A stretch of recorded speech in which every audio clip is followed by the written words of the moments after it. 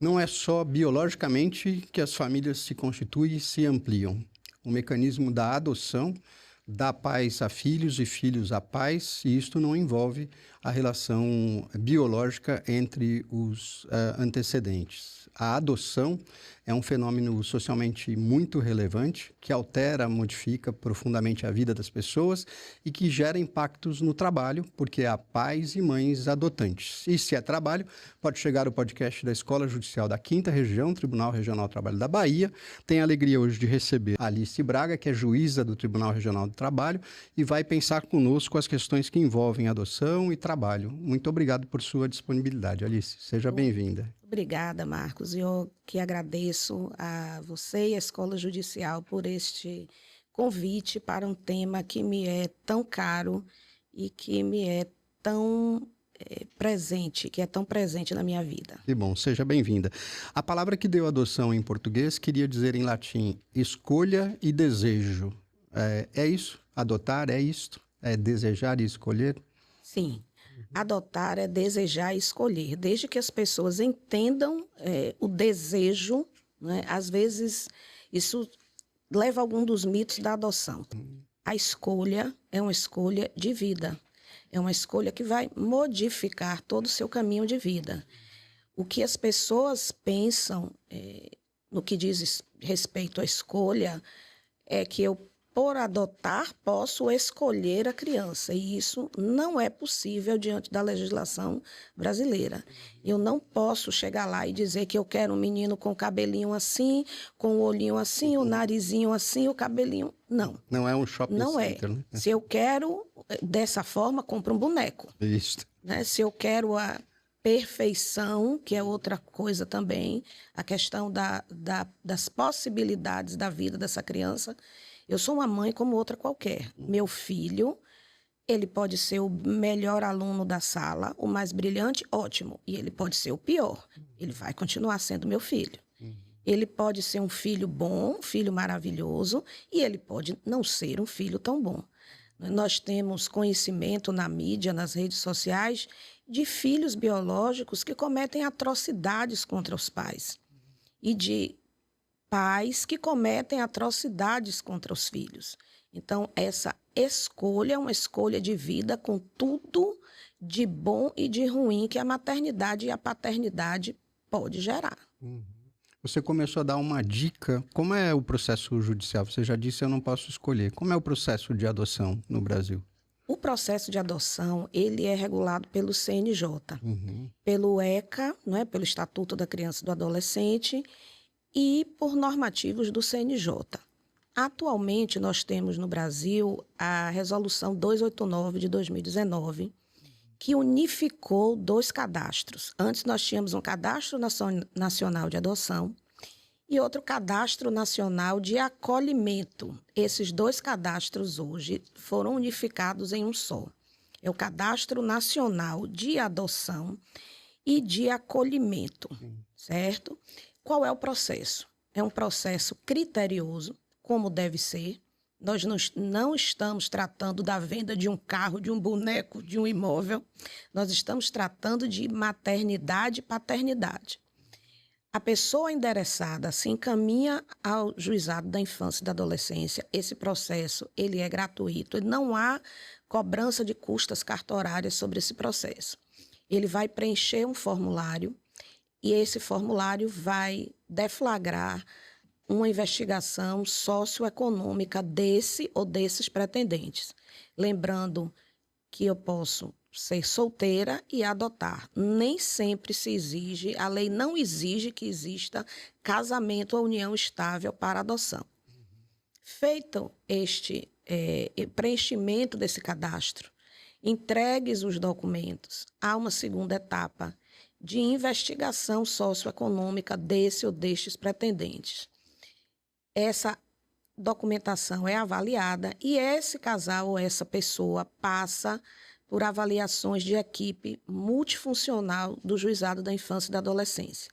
Essa equipe é composta normalmente de profissionais de assistência social e de psicologia, né?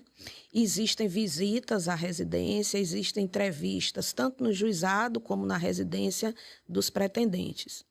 Feito isso, existem também cursos, né, palestras no juizado sobre a adoção. Aprovado este cadastro, depois de toda esta etapa, esta pessoa, este cadastro sendo aprovado, a pessoa vai para o Cadastro Nacional de Adoção. Eu não vou tratar hoje aqui, que não é o tema do acolhimento, estou falando de adoção. Uhum. Sabendo que o cadastro de adoção é também unificado com o de acolhimento. A partir daí, surgindo a criança, o cadastro é nacional, com cada TJ mantendo seus cadastros regionais. Começamos a fase, essa família, este pretendente ou pretendentes, começa a fase de interação com essa criança. Sendo uma criança maior, que já tenha algum entendimento, existe previamente entrevistas ou encontros entre os pretendentes e a criança, que tanto podem ser no juizado ou diretamente na casa de acolhimento onde essa criança está. Uhum.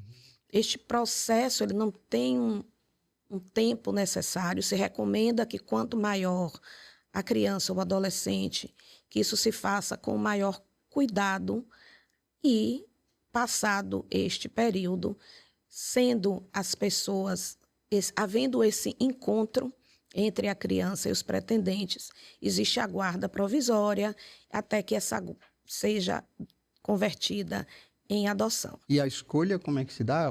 A criança surge no cadastro e surge o cadastro do pretendente. Isso. É este o definidor. Isso. A família pode recusar? O pretendente pode recusar? Pode. Ele não sai da lista. Uhum. Né? Não há uma previsão legal de que ele saia da lista. Sim. Mas é preciso entender que existem algumas preferências na lei. Se você começa a recusar sistematicamente, há um entendimento de que você não está apto à adoção, porque você quer, digamos assim, escolher demais. Sim. Quando eu vim me preparar aqui para nosso encontro, eu fiz uma pesquisa no Cadastro Nacional de Adoção e o que é que eu encontrei? Dados de 2025. Sim. Existem no Brasil 4.928 crianças aptas à adoção. Sim. Existem pretendentes à adoção 35.216 pessoas. Né?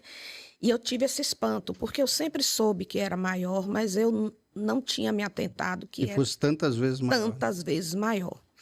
E qual é o problema? O problema é que crianças que estão aptas à adoção no Brasil são crianças em situação de vulnerabilidade socioeconômica. E a maioria das crianças em situação de vulnerabilidade socioeconômica são crianças negras. Uhum.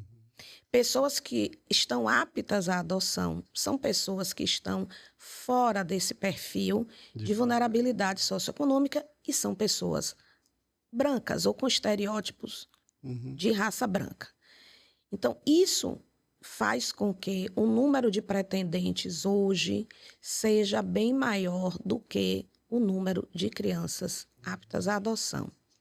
Existe também um segundo fator que nisso não se pode ver racismo. No Brasil existe essa cultura, não pode ver racismo de forma imediata. Né? O racismo é o pano de fundo. Mas existem situações em que os pais simplesmente optam por crianças que tenham pelo menos semelhanças raciais, porque não querem deixar a adoção um fato público para o público externo. Durante o processo de adoção, o juizado sempre pontua que os pais não devem esconder da criança a sua origem. Uhum. Nós conversamos com psicólogos, com assistentes sociais, nós recebemos uma biblioteca de livros, de indicação de livros para ler. Uhum. Nós temos orientações de como abordar isso com a criança desde a primeira idade, até que essa história vá se repetindo e ela comece a entender. Uhum. Por quê? Porque isso evita a novela mexicana ou turca. Mas da criança saber a sua origem através de uma conversa inadvertidamente escutada, ou por terceiros, ou acesso a um documento. Então, isso desestabiliza qualquer ser humano, seja criança, seja adolescente ou seja adulto. E por isso o juizado sempre pontua que essa colocação, esse conhecimento seja dado à criança. Até porque existe uma previsão no Código, no Estatuto da Criança e do Adolescente, de que o maior de 18 anos tem direito de conhecer a sua origem, a sua família biológica. Este é um direito da criança e do adolescente. Portanto, tem que ser aberto desde o início. É uma orientação de que se disponibilize esse conhecimento desde cedo à criança. Precisamos investigar, Alice, do ponto de vista legal, como se dá a proteção dos pais que adotam. Isso a gente faz logo depois do intervalo. Este é Pode Chegar, o podcast da Escola Judicial da Bahia, que escuta a juíza Alice Braga sobre adoção, e voltamos já já.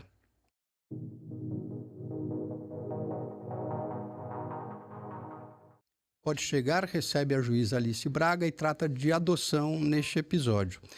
Alice, a proteção legal de pais e mães adotantes, como é que se dá no Brasil? Para começar, frente ao mundo do trabalho. Para começar, nós precisamos entender, e para bem situar o campo do direito do trabalho, nós precisamos entender o artigo 41 do Estatuto da Criança e do Adolescente, que diz o seguinte: a adoção confere direito de filho à pessoa adotada, sendo desfeito de maneira absoluta o vínculo com a família originária, inclusive para efeitos sucessórios, salvo para as proibições matrimoniais, o que significa que o genitor ele não pode casar com a sua filha, mesmo que ela tenha sido adotada, a mãe não pode casar com seu filho, mesmo que ela tenha sido adotada. Tá? Para introduzir essa conversa no campo do direito do trabalho, eu comecei, diante do roteiro que me foi dado, a falar sobre a licença maternidade. Tá? A licença maternidade ela está no 392 da CLT, 392A da CLT. A empregada que adotar ou obtiver guarda judicial para fins de adoção de criança ou adolescente será concedida a licença maternidade nos termos do artigo 392 desta lei. E nós temos também o artigo 71 do Regimento de Benefícios, da Lei de Benefícios da Previdência Social, né? Que traça também esses mesmos parâmetros de dar ao adotante essa garantia de estabilidade. Interessante, isso norteia toda a legislação, é que até 2009 nós tínhamos uma gradação do período estabilitário conforme a idade da criança. Sim. Então, quanto menor a criança, maior o período estabilitário até os 120 dias. Quanto mais velha a criança, menor o período estabilitário. E em 2029, os parágrafos de 1º a 3º do artigo 392A da CLT foi revogado e hoje tanto faz o que você adote uma criança com 1 dia ou que você adote uma criança com 17 anos, você terá 120 dias. E aqui eu faço, também diante do roteiro que me foi dado, um parêntese, certo? É que o parágrafo 5º do 392A, ele diz o seguinte: a adoção ou guarda conjunta ensejará concessão de licença maternidade a apenas um dos adotantes ou guardiães, empregado ou empregada. O que quer dizer que nas famílias, nos casais homoafetivos, apenas um deles terá direito à licença maternidade. Então, este casal terá que optar, né? Tem que haver um consenso entre eles para qual deles vai usufruir das garantias da maternidade, das garantias legais da maternidade, e qual deles irá usufruir das garantias legais da paternidade. Junto com a licença, se me permite, vem também a garantia de emprego? Exatamente. De que gozam as gestantes? Exatamente. A garantia de emprego de que gozam as gestantes, de acordo com o 391A e o artigo 10 do Ato das Disposições Transitórias. Uhum. Fazendo também este adendo que a jurisprudência ela caminha nesse sentido. Os casais homoafetivos, eles terão que fazer a opção de qual deles vai usufruir das garantias da maternidade e qual deles irá usufruir das garantias da paternidade. E eu fiz uma pesquisa, encontrei jurisprudência do TRF-1, do TJ de Minas, do TJ do Paraná, me parece que tem uma jurisprudência aqui do TRT-5, no que diz respeito ao pai ou à mãe solo, né?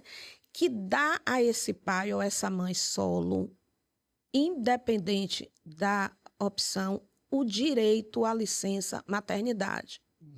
Se for mulher, não tem problema nenhum, que está tudo explicado. Sim. Se for um indivíduo biologicamente do sexo masculino, a lei tem dado essa garantia a ele, da licença maternidade. Por quê? Porque a proteção não é o trabalhador nesse aspecto, a gente costuma dizer direito do trabalhador, e nós estamos aqui falando de direito do trabalhador, mas ao fim e ao cabo é a proteção à criança. Então, esse adotante solo, e aí independe se ele, da opção sexual dele, seja lá o que for, ele tem direito, a jurisprudência caminha nesse sentido, de dar a esse adotante do sexo masculino solo os mesmos direitos de estabilidade e de licença maternidade. Feito. E para amamentar, se a criança adotada for ainda criança de leite, também há a mesma garantia para a mãe ou para o pai adotante? Também. Isso nós vamos encontrar no 396, não é? E hoje a linguagem já mudou, não se fala amamentação, né? Porque o termo amamentação, na expressão literal, é dar a mama. Hoje já fala em lactância, em pai, em adotante, lactante. Então, até os 6 meses de idade, né, ele tem direito a 2 intervalos de meia hora dentro da jornada de trabalho. E também para o pai adotante, para a mãe adotante, para o casal adotante, sabendo que, óbvio, apenas um deles poderá optar pela garantia. Sim. E é interessante que eu fiz uma pesquisa, encontrei o parágrafo 1º do artigo 396, que diz o seguinte, que quando a saúde do filho exigir este período de 6 meses, ele pode ser dilatado a critério da autoridade competente. O texto não diz quem é essa autoridade competente. Eu confesso que eu fiquei na dúvida se é o juiz da infância ou é a autoridade do Ministério do Trabalho e Emprego. No meu modo de vista, qualquer um dos dois pode ser essa autoridade competente a que diz a lei. E é muito interessante também que o parágrafo 2º foi introduzido pela Lei 13.467, a lei da reforma trabalhista, que diz que os horários de descanso serão definidos entre empregado e empregador. Então, isso aumenta mais o nível de proteção, porque a minha situação pessoal pode não ser a situação pessoal sua. E aí pode ser contemplada adequadamente. E vice-versa. Exatamente. Com esse ajuste. A outra licença também é garantida pensando na adoção não solo. Um vai ter licença maternidade e outro tem a licença paternidade, embora ela seja uma licença muito pífiazinha, né? São poucos Exatamente. dias. Exatamente. Exatamente como um casal... A regra é a equiparação ao casal heteroafetivo. Então, se há equiparação ao casal heteroafetivo, um vai usufruir dos direitos da paternidade e outro vai usufruir dos direitos da maternidade. O texto da lei, quando fala da licença, ele é taxativo ao dizer que apenas um irá usufruir das garantias. E essa, para mim, é uma interpretação lógica, porque a intenção é igualar aos casais heteroafetivos. Então, cada um vai usufruir de um dos direitos. Perfeito. Durante o processo de adoção, estes interessados, adotantes, vão ser demandados a comparecer ou ao fórum, ou à casa de acolhimento, ou mesmo a receber em casa a criança. Isto é uma licença no trabalho? Isso é um direito do trabalhador ausentar-se do trabalho para participar desse processo? Ou terá que ser um ajuste subordinado à vontade do empregador? Eu procurei no Estatuto da Criança e Adolescente, procurei nas resoluções do CNJ e, salvo alguma falha minha, eu não encontrei essa licença taxativamente prevista. Sim. Né? O que eu encontro, o que nós encontramos, é o 473 da CLT, que diz que o empregado pode deixar de comparecer ao serviço sem prejuízo do salário pelo tempo necessário para acompanhar sua esposa ou companheira em até 6 consultas médicas ou em exames complementares durante o período da gravidez. Se você considera que a gravidez da mãe adotante, do pai adotante, é o processo de adoção, então eu acredito que, por analogia, se pode enquadrar perfeitamente no 473, inciso 10. Muito interessante. E do ponto de vista externo, Alice, tanto da sua experiência quanto do que você vê ao redor, a adoção ainda gera preconceitos? O adotado ainda é vítima de preconceito? A família que opta por se constituir assim sofre preconceito social? Olha só, eu acredito, eu não gosto de usar esse termo preconceito, porque eu acho que é um termo muito forte, que às vezes as pessoas não têm nem a intenção de ofender. Eu acho que o preconceito é aquela coisa, aquela intenção, aquele direcionamento para a ofensa. Mas existem ainda, como eu gosto de chamar, alguns mitos em torno da adoção. Né? Vou lhe dar um exemplo. O processo... Você é pai. Eu não quero saber, estou dizendo hoje, se você chega aqui e me apresenta que é pai, muita gente vai distinguir, e isso, um dos receios das famílias em não adotarem crianças de raças distintas, com medo deste estigma e deste preconceito social. Você é casado. Se você chega aqui e me apresenta uma senhora, um senhor, o que seja, e diz, é minha esposa, eu não procuro saber se você é casado na igreja católica, na igreja evangélica, no terreiro de Umbanda, na igreja adventista. Eu não procuro saber se você em comunhão estável ou é casado no papel, como as pessoas dizem. Eu aceito que ela é sua esposa e eu vou tratá-la como sua esposa porque você assim entende que ela é e ela assim entende que você é. Na maternidade, eu acho que existe ainda uma tendência da sociedade a estigmatizar ou diferenciar. Eu me lembro que quando são figuras públicas, eu não estou cometendo nenhuma indiscrição, quando Gal Costa faleceu, quando Glória Maria faleceu, todos os canais de imprensa, todos, o filho adotivo, o filho adotivo, o filho adotivo, ele não é adotivo para as mães. O adjetivo, ele serve para definir, mas muitas vezes ele serve para diferenciar. Claro. Então, eu acho que ainda existe essa situação, mas bem menos a sociedade hoje, não só em relação à adoção, mas em relação a vários outros temas, ela caminha para ser bem mais acolhedora. Nós temos que ter fé nisso. Tomara. Muito obrigado, Alice. Foi muito valioso ouvi-la, viu? Obrigada e... mais uma vez, por tratar desse tema que me é tão caro e tão presente na minha vida. Que bom. Pode chegar, o podcast da Escola Judicial da Bahia, Tribunal Regional do Trabalho da 5ª Região, tratou de adoção. Até o próximo episódio.